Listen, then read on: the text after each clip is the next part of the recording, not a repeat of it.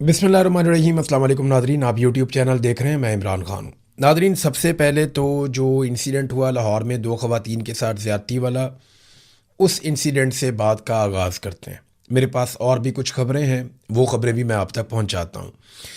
इसमें जो लड़के अभी पकड़े गए हैं ना, उनमें 3 लड़कों के नाम मैं जानता हूँ, और जहाँ से ये लड़के पकड़े गए और जिस तरह इन्होंने गिरफ़्तारी दी और जिसने इस गिरफ़्तारी में किरदार अदा किया, अब आहिस्ता आहिस्ता कहानी खुलकर सामने आ रही है, क्योंकि लोग राब्ते करना शुरू हो गए हैं।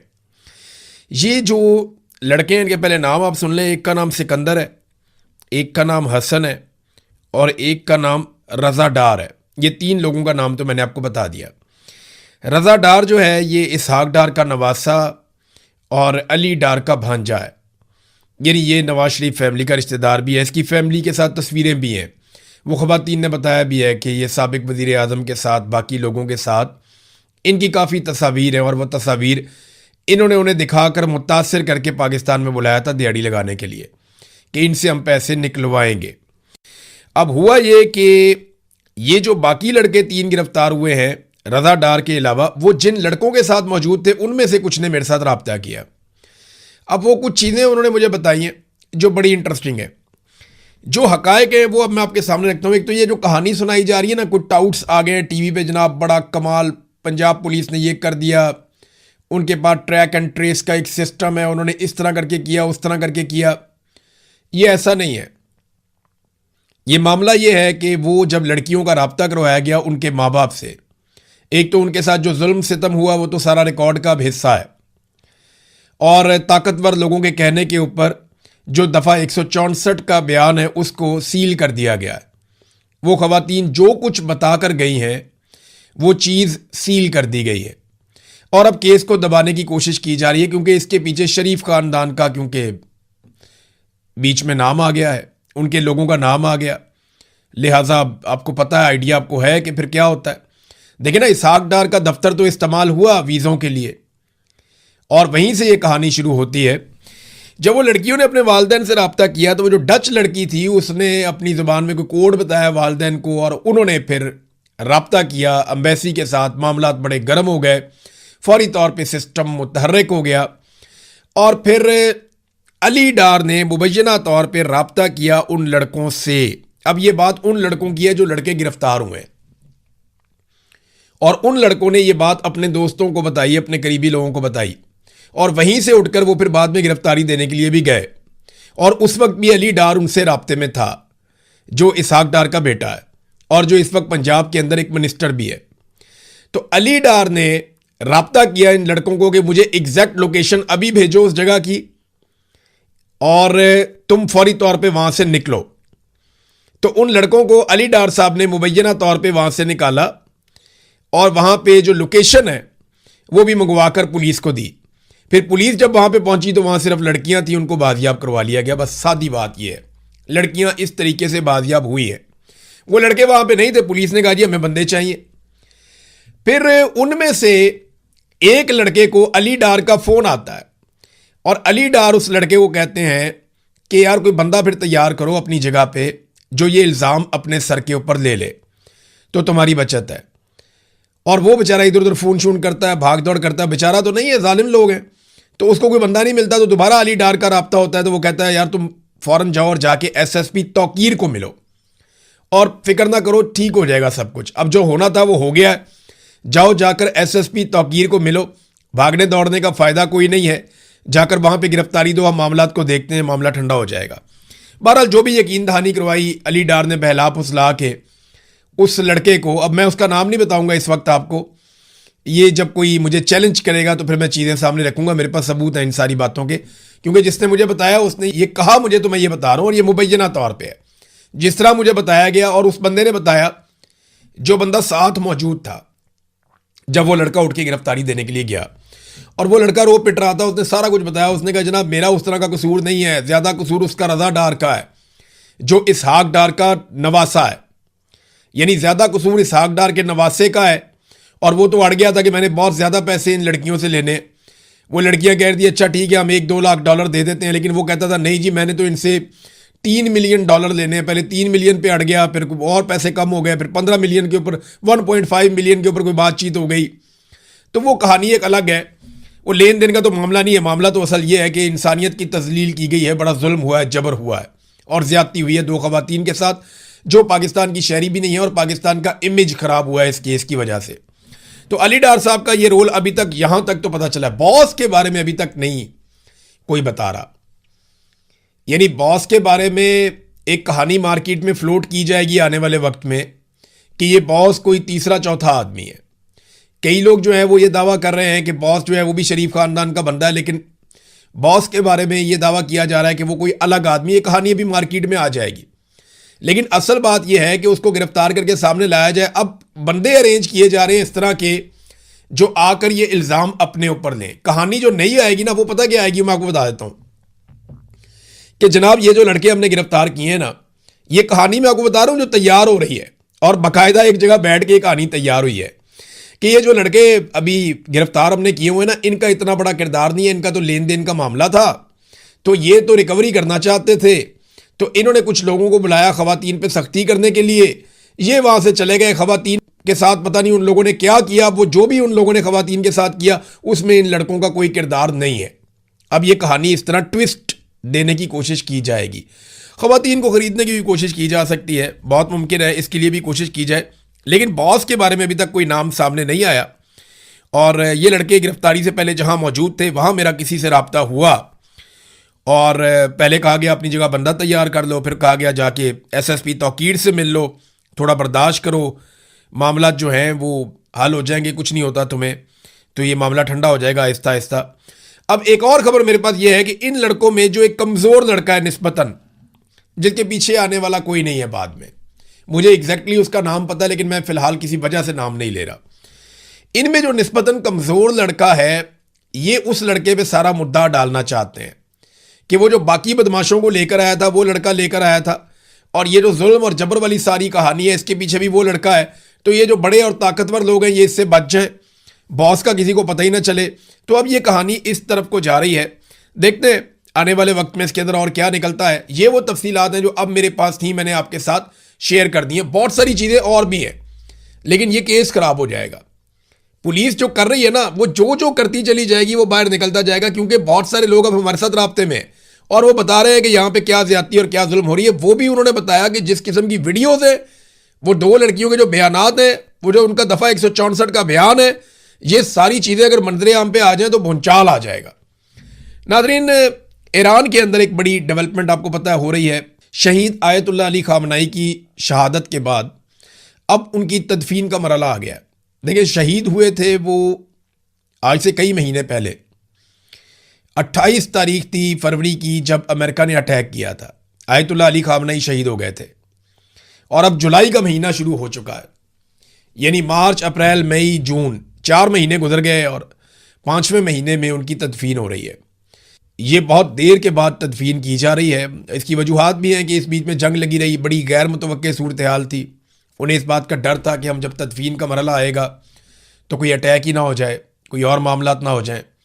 बहरहाल पहले मुज़ाकरात वगैरह हुए और उसके बाद जब चीज़ें कुछ नॉर्मलाइज हुई तो अब तदफीन की जा रही है। 100 के करीब ममालिक से लोग वहाँ पे गए हैं ईरान में। अरब ममालिक के बारे में ये खबर दी गई अमरीकी मीडिया में, और ये दावा किया गया कि अरब ममालिक को अमेरिकन सरकार ने इन्फ्लुएंस करने की कोशिश की कि आप लोगों ने नमाज जनाजा में नहीं जाना और आप ईरान से अपने आप को डिस्टेंस करें, वरना अमेरिका के साथ आपके मामलात अच्छे नहीं होंगे। अब इस किस्म की खबरें रिपोर्ट हुई, लेकिन इसके बावजूद सऊदी अरब से भी वफद गया और ममालिक से भी गया।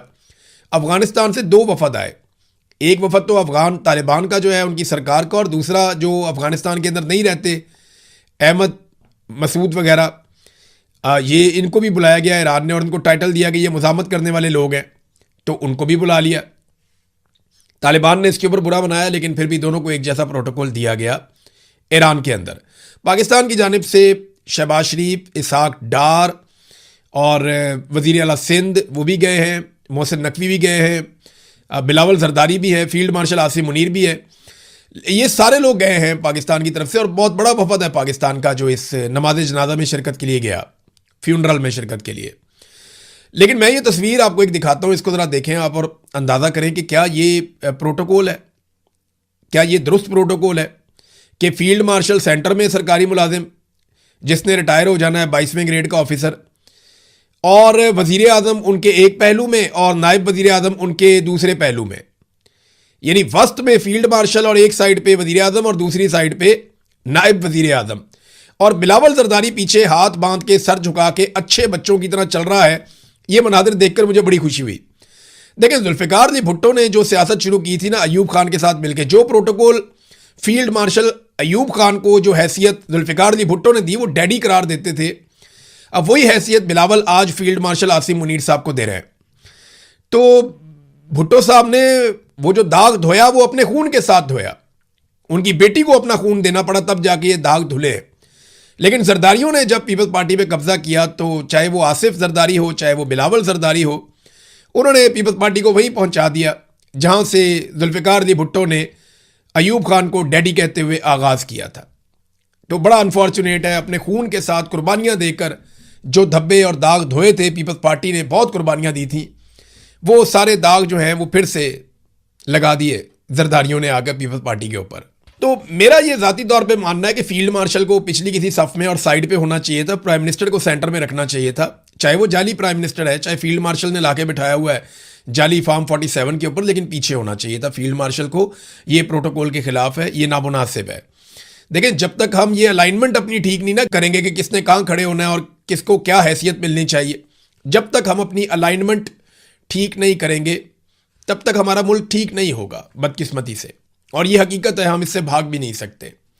मुल्क दायरों में घूमता रहेगा जब तक कि हम ये अलाइनमेंट ठीक नहीं करेंगे। पाकिस्तान तहरीक इंसाफ के ऊपर एक तनकीद होती थी कि चंद साल कबल आने वाले बैरिस्टर गौर को जनाब बना दिया गया चेयरमैन पार्टी का।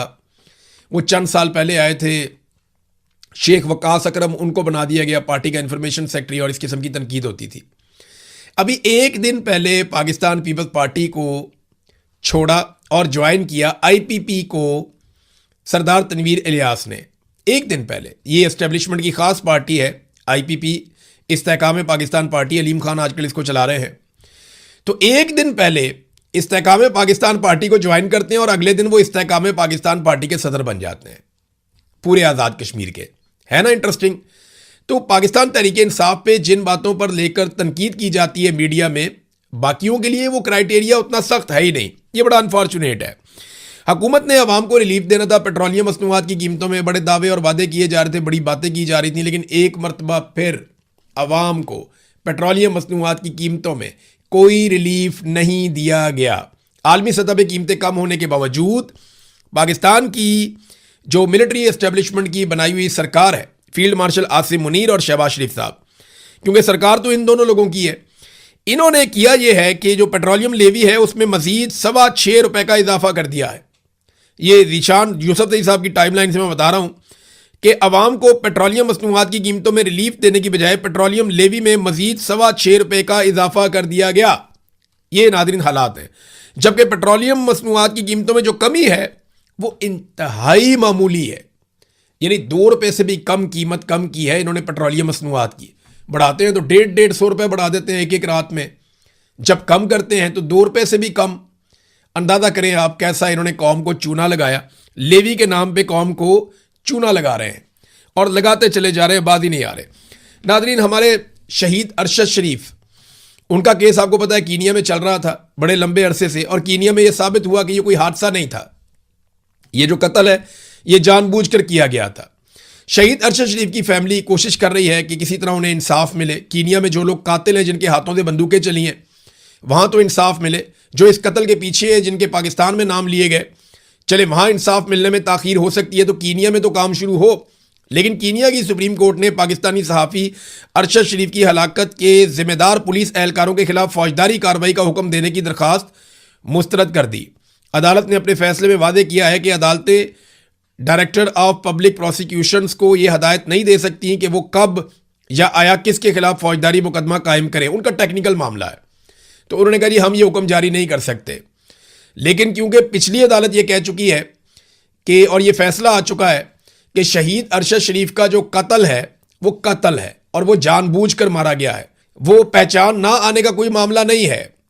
या कोई मिस्टेक नहीं है, कोई गलती से वो काम नहीं हुआ, वो जानबूझकर किया गया था। तो मकामी मीडिया में जो खबरें शाये हुई उनमें अरशद शरीफ की अहलिया जवेरिया सदीक की, क्योंकि वो ज़्यादातर इस मामले को देख रही थी, तो उन्होंने सुप्रीम कोर्ट से रुजू किया था पिछले फैसले के कुछ हिस्सों पर, लेकिन सुप्रीम कोर्ट से उन्हें वहाँ पे इंसाफ नहीं मिला। असल में तो इसका इंसाफ पाकिस्तान में होना है। इसके ताने बाने पाकिस्तान में आकर मिलते हैं कि किन लोगों की वजह से अरशद शरीफ को पाकिस्तान छोड़ना पड़ा, किन लोगों ने उन्हें यूएई से निकलवाया, फिर किन लोगों ने उन्हें धमकाया, उन्हें परेशान किया, उन्हें जान से मारने की धमकियां दी, किन से डरकर वो कीनिया के अंदर रहने पर मजबूर थे, और फिर कीनिया में किसने उनका ये कत्ल करवाया। और पाकिस्तान में बाद में प्रोपेगेंडा भी किया गया कि जनाब ये तो गलती से कत्ल हो गया। ये बड़ा अनफॉर्चुनेट है कि अभी तक इंसाफ नहीं हुआ, लेकिन एक दिन इस केस में इंसाफ ज़रूर होगा, ये आप याद रखिएगा। नादरीन, जो ईमान मज़ारी और हादी अली चट्ठा का केस है उसमें भी एक डेवलपमेंट हुई है। ये पिछले कई महीनों से, यानी जनवरी से इनको पकड़ा हुआ है और इनको छोड़ ही नहीं रहे। ईमान मज़ारी और हादी अली चट्ठा का कसूर जो है वो एक ट्वीट का है और 17 साल तक की इनको सज़ा सुना दी गई है। अब ईमान मज़ारी और हादी अली चट्ठा की सज़ा मुअत्तली दरखास्तें सुप्रीम कोर्ट ने आखिरकार 6 जुलाई को समाअत के लिए मुकर्रर कर ली हैं। सुप्रीम कोर्ट ने 12 मई को इस्लामाबाद हाई कोर्ट को हदायत दी थी। ये 12 मई, अब आप याद रखें, मई का महीना पूरा गुजर गया, जून का महीना पूरा गुजर गया और अब जुलाई आ गया। लगभग 7 हफ्ते हो गए हैं। सुप्रीम कोर्ट ने यह हदायत दी थी कि जनाब 2 हफ्तों के अंदर सज़ा मुअत्तली की दरखास्तों के ऊपर फैसला किया जाए हाई कोर्ट को, लेकिन हाई कोर्ट ने 2 हफ्तों में फैसला नहीं किया। 7 हफ्ते गुजर गए हैं और अब दोबारा से ये केस सुप्रीम कोर्ट में लगने जा रहा है। जजेस वो पहले वाले नहीं हैं, थोड़ी बेंच में तब्दीली है। 3 रुकनी बेंच पीर वाले दिन सुनेगा। तो मैं उम्मीद करता हूँ कि पाकिस्तान की ये बेटी ईमान मज़ारी और हादी अली चट्ठा ये दोनों रिहाई पा के बाहर आ जाएंगे। इन्होंने कमज़ोरों के लिए बहुत आवाज़ उठाई है, तो सारे पाकिस्तान को इनके लिए ज़रूर आवाज़ उठाते रहना चाहिए। अब तक के लिए इतना ही। अपना ख्याल रखिएगा, अपने इस चैनल का भी। अल्लाह हाफ़िज़।